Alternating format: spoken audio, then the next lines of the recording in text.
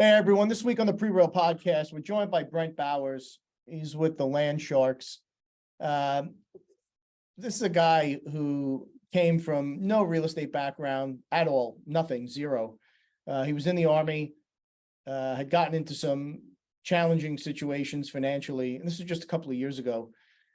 He's put together a program on land investing, and we've had a few land investors on over the years, but this is a very different approach to the land business. He's doing $22,000 a month in passive income now, and he's working an hour and a half a day. Legit. It's a great episode. It's packed with a ton of information. If you're interested in taking that leap, if you're kind of tired of the grind and you want to do something different, you want to really strive for that financial freedom, give this week's show a listen. It's a really good one. Brent Bowers from the Land Sharks. Are you ready to bring your real estate game to the next level? My name is James Prendamano. I'm the CEO and founder of Prereal, and over the past 25 years, I've closed over $1 billion in transactional real estate. Each week, I'm meeting with outstanding investors, high-performing individuals, and visionaries operating in the real estate space. These are the people that are actually out there in the real estate game right now getting it done. This podcast aims at bringing anyone's game to the next level. This is the Prereal Podcast. Welcome, everyone, to the Prereal Podcast. We're joined today by Brent Bowers. We were joking around off screen saying he's the head shark. He's the owner of Land Sharks and is a great story. Going to talk about the journey for Brent from broker and owner, coach, mentor, and how he has put together a really, really solid passive income portfolio, how we got there, and impart some of that wisdom to the audience today. Brent, thank you so much. James, thanks for having me on the Prereal Podcast. I'm excited. Yeah, man. Now you've made it. You can check that off the bucket list, baby. I cannot believe guys like you let me on your show to talk because it's just incredible. What are you thinking? Oh man, we're gonna have some fun today. So let's go to the beginning. In the beginning, God created man. Influences, right? Have you been around real estate your whole life? Is this something that was in the family, or how did you first step into this? You know, I had pretty humble beginnings. My parents both worked really hard my entire life. I had a great childhood. No one was involved in real estate that I knew. I just knew that I wanted to be wealthy. I wanted to be somebody. I wanted to be significant one day. I enjoyed my childhood. My dad worked for a man and built his entire company up. My mom worked for a chiropractor. I just wanted to be a business owner. So I started a lawn business at I don't know. And when I was in 5th or 6th grade, I was borrowing the neighbor's mower and then mowing other people's lawns with it. And then when I graduated high school, I started working on my real estate license. Finally got that in 2007. It took me 3 times to pass that test. I barely graduated high school. So I knew I'd have to work harder than everybody else. Bought that first rental property in 2007. The sister agent in Exit Realty was training me. She got a listing. I made an offer on it. I thought that's what you did. Because, it's I wanted to buy this stuff. I didn't want to buy and sell it for other people. And then I left my business. Me and my brand new wife moved to the coast right after we rented that property out. And 2008, 2009, it was kicking my butt. I ended up basically having to call my landlord, said I can't pay anymore. We moved in with my in-laws. I had to reset. I threw in the towel with real estate. 2009, I joined the Army because the Air Force wouldn't take me. And the Air Force recruiter said, go next door. They'll take anybody, which was the Army. And I wanted to go back to school and kind of reset and change things. Well, did a couple deployments to Afghanistan, failed marriage because I was always gone. 2013, I get back to the United States. I go to college in Melbourne, Florida. I bought the house right next to the college, started house hacking, renting out the rooms, and I was back in action. So I started buying more rentals, and fast forward several years, I had this massive amount of debt, all these crappy rental properties that weren't cash flowing. So I was almost going backwards, and I stumbled on land and made a bunch of mistakes, but it changed my life and allowed me to get out of the military and go back to real estate, what I truly wanted to do, as a person. So was it that piece that drew you the land? Like you wanted to kind of scrap the external noise and those other headaches? Is that what kind of pulled you in? Yeah, it was a little bit of everything. And you're so right about the, stacking those doors, because I had stacked them. I had eight doors. And if you looked at my reports and my profit and my losses and my balance sheet, like every couple months I had a repair, and I was getting further and further in the hole with American Express and Home Depot. I had maxed out all those things making these repairs. But kind of what pulled me to land was I was searching for answers in 2016. I was preparing for combat deployment number 3.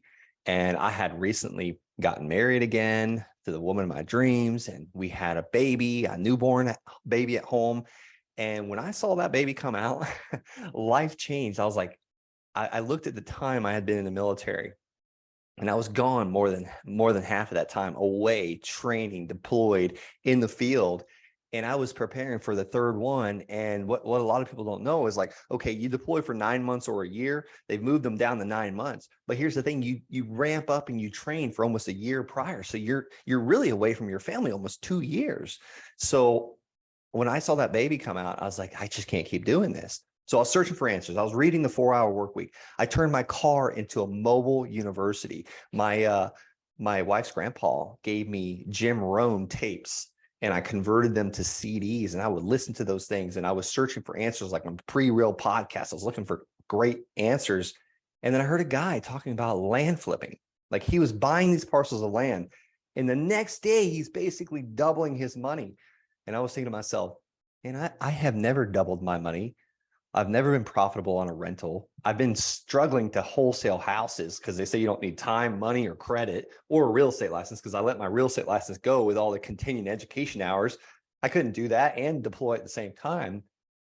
So I literally heard that podcast, and I just started taking small steps. And that first small step was that next day when I mailed the tax delinquent list for landowners only. And I started mailing them, and these landowners called me. And they're like, hey, just give me this much for the land. I mean, I was like, whoa, wait a minute. Is it really this easy?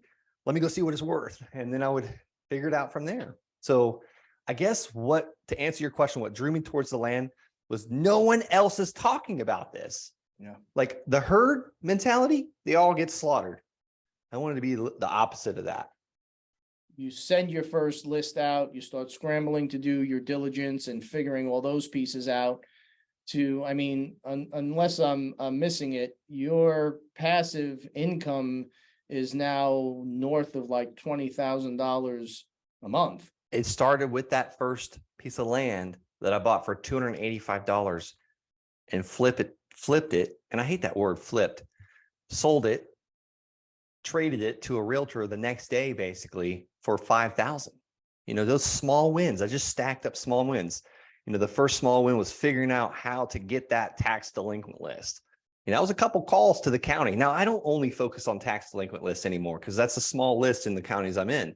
Now, I guess if I did it nationwide, it'd be a different story. And that's some people's business plans. But it started with that first one. And then it turned into that second one that I bought for $500. And this is the one that changed my life. I didn't think the land was worth anything. I was like, $500, like it's landlocked. Who buys landlocked land? You can't get to it. You got to trespass to get to it. No one's going to buy that. So I trespassed, and I got those photos, by the way.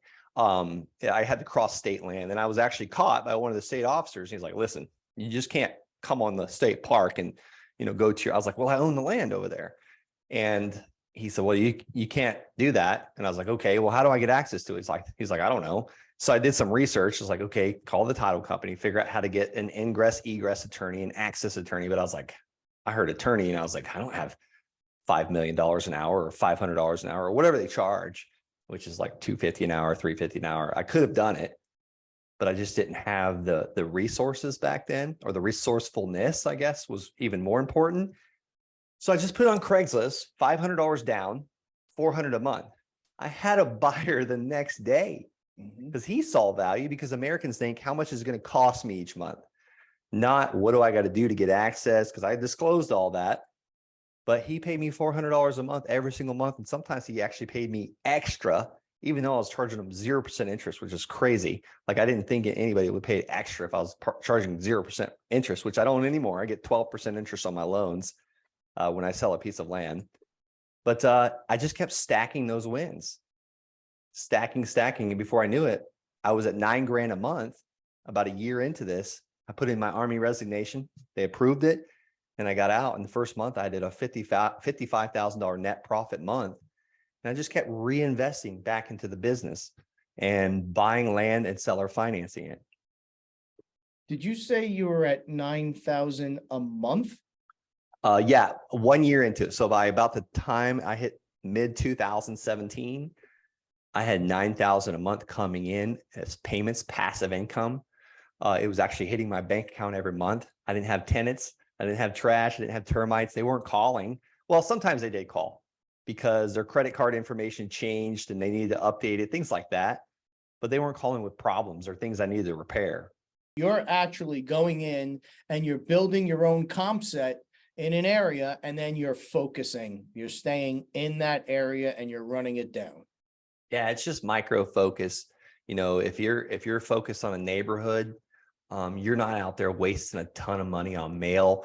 And there's a reason why the land sharks, on average, a brand new land shark, you start, and I teach people how to do this. You start taking the course, you get in the program, you start taking the instruction and the action.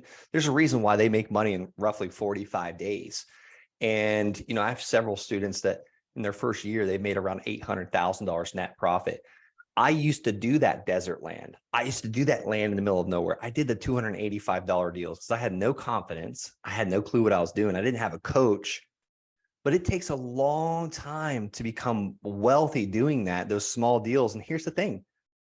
It was taking me so long to sell these parcels of land in the middle of nowhere. And I was posting it on Craigslist and Facebook, and I was working so hard and I was paying all these subscriptions. I was paying thousands of dollars a month for land.com and Land Century and Land Moto and Land Hub. When the realtors already have access to that, I took that whole half of my business and I now have realtors, land specialist realtors doing it. And I don't have to manage them. I don't have to get on phone calls with them or babysit them or train them or motivate them, because if they don't go out there and kill, they don't eat. If they don't go out there and hunt, they don't eat. So they've got to go out there. They're commission only. When I had, I was able to not employ 2 people when I started having realtors, because I have one person just posting it everywhere and one person selling it all day long. Those are 2 less employees I have to deal with now. Now they're great. And it was a great time. They made me a lot of money, but realtors, they're so much better. Now, are you, so you're still mailing, right? And Absolutely. are you putting a price in your letters, or are you just offering the opportunity to have a chat? Nope. So marketing is it's attracting people that you want to work with and detracting the people you don't want to work with. So I put the exact amount that I'm willing to pay on that purchase agreement. So I call them land offer letters or LOLs. And you know what? I'll give the Prereal podcast listeners the LOL that's making me the most money right now. We've been triple split testing this against other mailers. We've been trying it against postcards, checks, other neutral letters where it says, hey, let's have a chat. If your audience wants this, they can get it at thelandsharks.com/LOL. And this purchase agreement is it's actually getting us more deals than anything else. And the whole thing is, if they don't want to take our offer, they just throw it away. I'm not having to deal with a bunch of phone calls. I just got one under contract this weekend. It's already on the MLS, already listed. I shouldn't say this weekend. It was actually Thursday night, but it was all over email. The guy signed it, sent it back, said, hey, how soon can we close? I said, probably 6 weeks. And he said, thank you. So you've got your kind of go-to tried and tested brokers that you're funneling this product to, right? In these markets.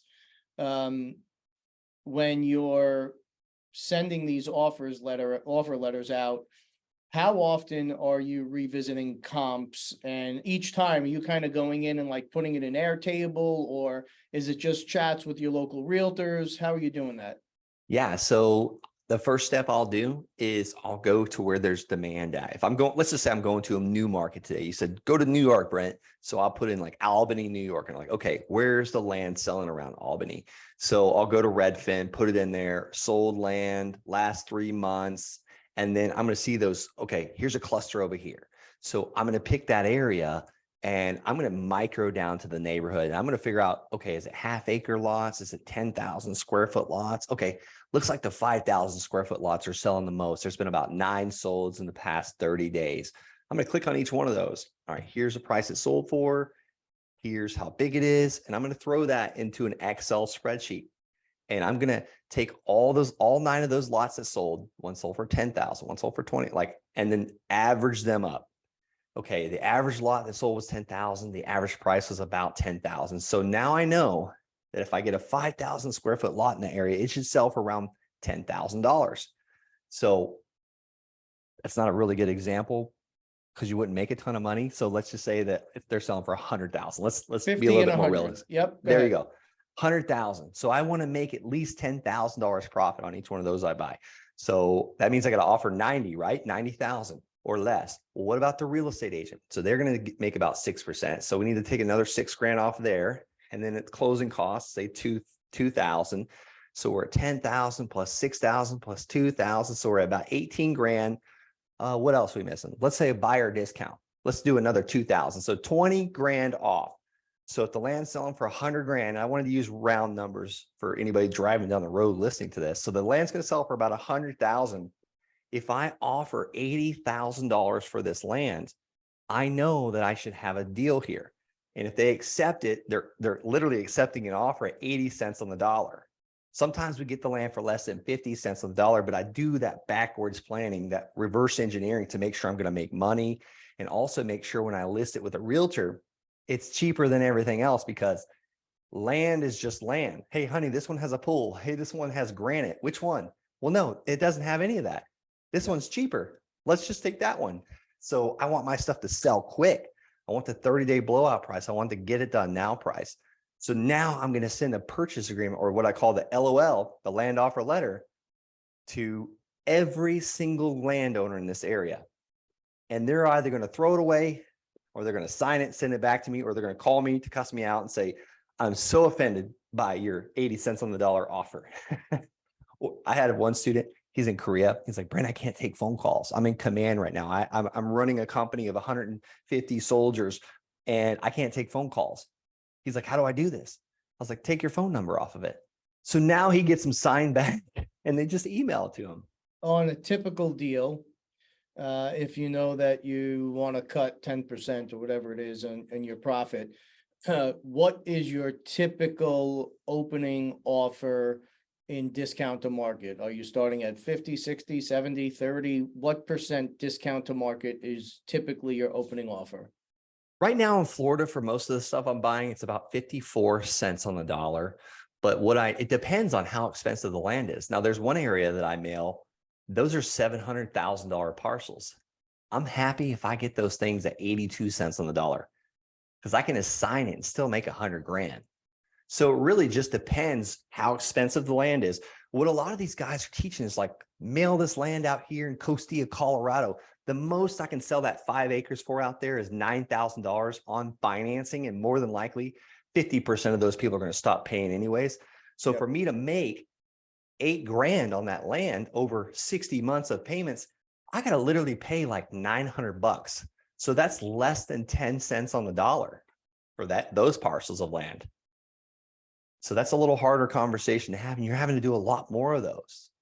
It sure is. So this is such a different way than some of the other folks have done it. I love the way that you're doing it, by the way. What percent do you think, and is it intentional? What percent of your deals are people want to buy them in cash? And what percent are they want to finance?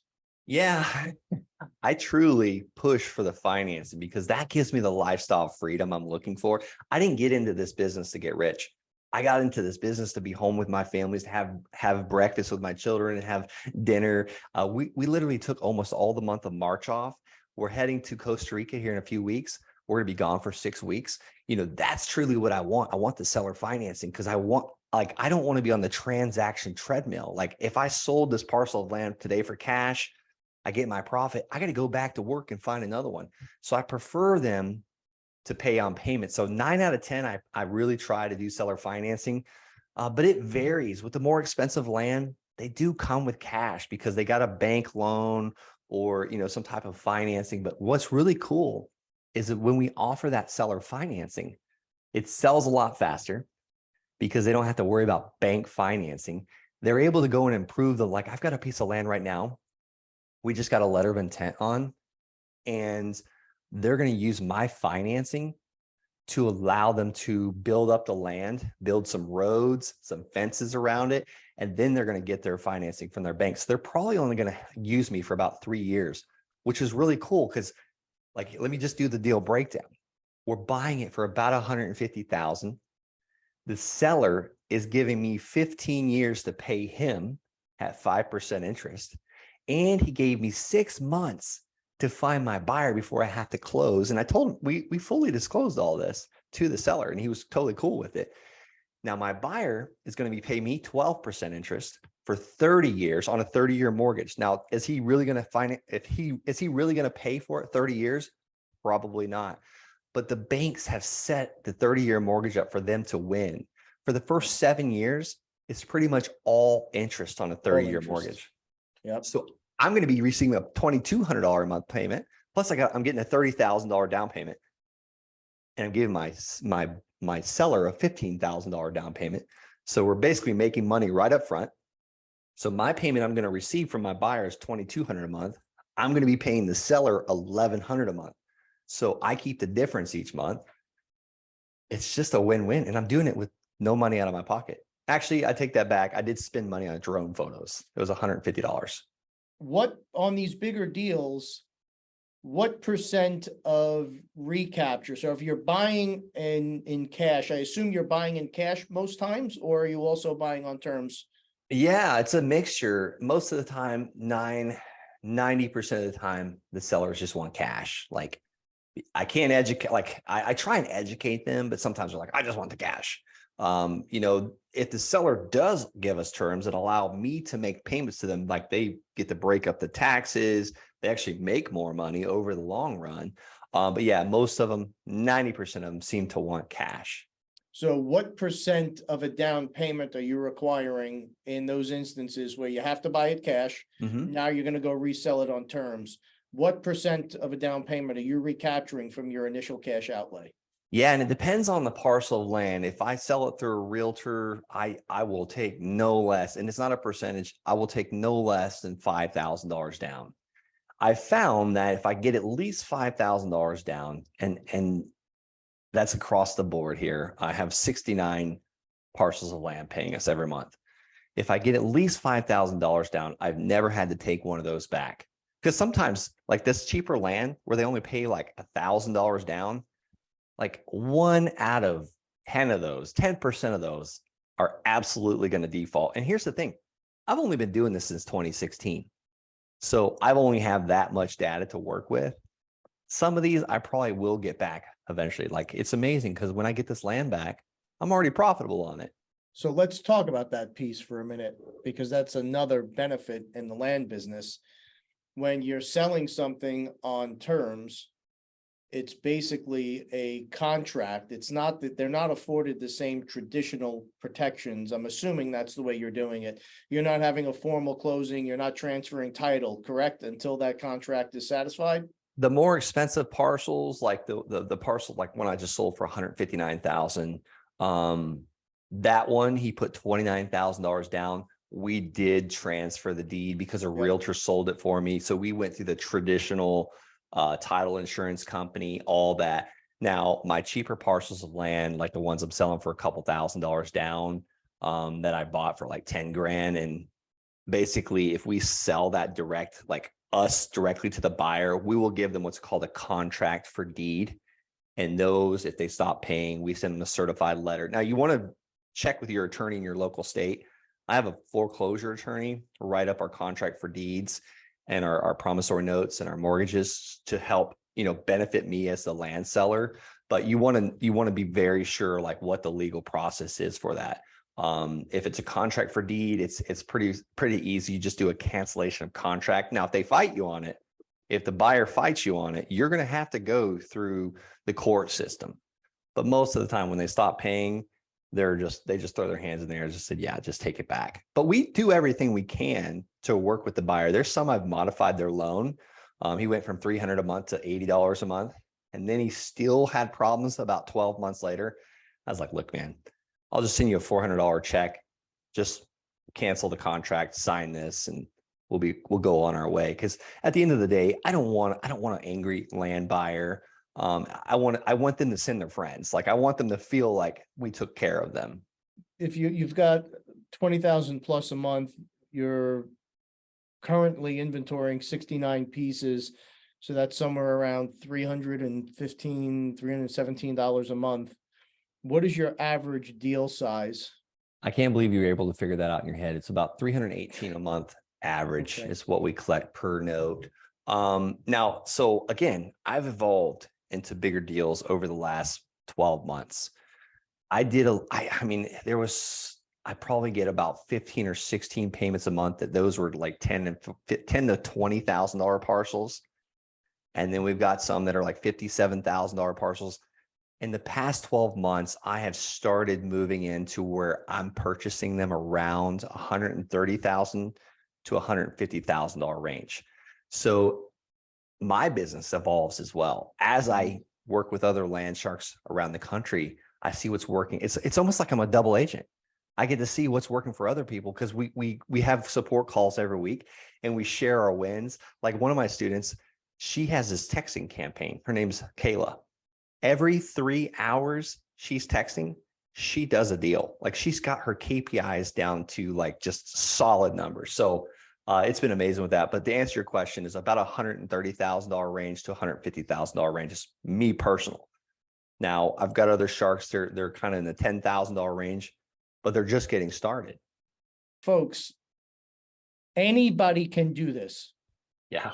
Like I've seen the inner workings of the land business. I know how it gets done.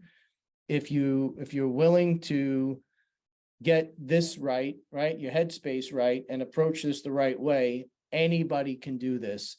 Brent, are you comfortable talking about pricing or what expectations are? Absolutely. Can you share a little bit more on that? Yeah. And before I do that, I appreciate you saying that, James, because I'm a student. I love reading. I love implementing, but I learned about something called Parkinson's Law. When I left the military I haven't had a real job since 2018. And I don't even know if the real military was a real job. I honestly felt like I was a slave, honestly. Like I was told where to be, how long to be there, when I was allowed to go home. And I never knew the freaking time. Like it was like, boss, can we leave at 7? And I was an officer. And I was there like 12, 13 hours a day. So when I left in May 2018, I thought I had to run my business like that. I thought I had to scale. I got to like 14 team members and I was like big chest poking out. I was like, man, I got all these team members and I'm taking phone calls. And my wife told me one day, she's like, this is about 2022, not too long ago. She goes, man, you're driving me nuts. Like, I can't stand you. This is not what I signed up for. You're a maniac. Like all you ever do is work and you're stressed out all the time. You promised us all these things. You promised you're going to leave the military, have more time for us. Now we have more money, but you have more stress. And I'm like, but you don't see all these assets we're building. We're buying all these buildings as well, and blah, blah, blah. She's like, I don't care about any of that. And I realized I was like, this is not why I built this land business. It was to have a better lifestyle. So I had this descale. I rented out the office because no one was going there anyways. Like we were just paying for the coffee and the cleaning service. Just started reducing team members. And I'm down to an executive assistant, an accountant, and one acquisition manager. Life is so much better. So much better. Like, cause my phone never rings. It's just like, I had to really I was out of balance. And that's why we're going to Costa Rica for 6 weeks. And we're signing up for surf camp and all these trips. And because I need to fill my time with something else, or I'll be sitting there checking messages and checking emails and, hey, did this deal close? Or did those land offer letters go out? I need to basically fill it with another habit, because Parkinson's Law expanded in the time I had. Yep. So I just wanted to share that because it's crazy. Like I'm the same way. I appreciate you sharing it because it's, those are the moments and hopefully some folks are having a moment listening to this show and taking those steps to adjust. It's very easy, Brent, to get lost in this game. It is very, very easy to watch a decade come off the calendar. And if you start to have some success in it, it's as easy to fall out of integrity and start to rationalize those things. Like you were saying, yes, but look, we acquired this and we did that and we have this. And for everyone, it's different. Everyone has got their own beat that they want to walk to, and God bless them for it. But it is reassuring to know that these pathways are out there. I mean, $22,000 a month in passive income, that's real money, folks. So Brent, what is the commitment or estimated commitment that people can expect? Yeah, absolutely. I think you're asking about price. So I take on about 3 to 5 people a month that we'll bring into the Sharks. We'll bring them into the Land Sharks community. We'll get you access. We'll show you the exact steps. We'll be there to answer the questions and hold your hand. Commitment is about 1 to 2 hours a day of work activities, income producing activities, talking to sellers, sending out your land offer letters, talking to buyers, and also realtors. That is the commitment. You can get away with doing that about 5 days a week. I've trained over 400 people now. But here's the thing, if you're 1 foot in, 1 foot out, don't even go to the landsharks.com. Don't schedule a call. Don't fill out a form because I can only work with so many people. Time is limited. Time is our best resource. But if you are like, listen, I'm going to take the next step. I'm ready to go. I'm inspired. Then go to the landsharks.com right now, schedule a call, fill out that form, be diligent, and we might even invite you in to be a shark. That's it. What It is is the $5,000. $5,000? Yep. And then is there like advanced coaching available if you want to like really make this a thing, or is that just part of what comes with the, just doing it? You kind of do the work and you figure it through, but is that the program? And then there's other levels, or? You hit that mark of over $100,000 net profit.